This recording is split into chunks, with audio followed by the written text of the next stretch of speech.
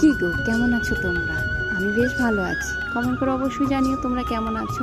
আজকে আমি রুটোর জন্য বিস্কিট বানাবো, তাই ভাবলাম তোমাদের সাথে একটু রেসিপিটা শেয়ার করা যাক।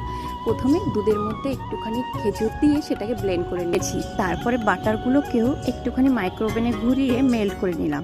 এর মধ্যে দিয়ে দিলাম ওটস পাউডার আর রাগি পাউডার, আর ওই যে মিশ্রণটা তৈরি করেছিলাম দুধ খেজুরের, সেটা দিয়েছি।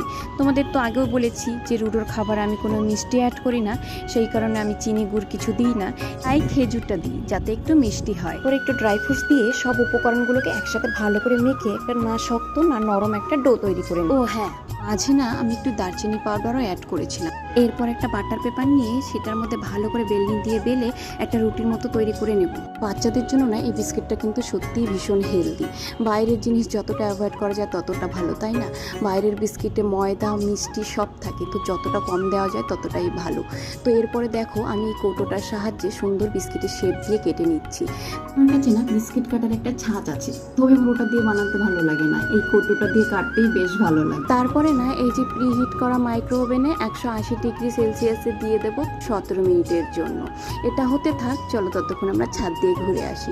এই যে সুন্দরীকে দেখানোর জন্যই তোমাদেরকে ছাদে নিয়ে আসি। আমার বর্ষার প্রথম রেন লিলি। ওদের কার কার বাগানে অলরেডি রেন লিলি ফোটা শুরু হয়ে গেছে বলো?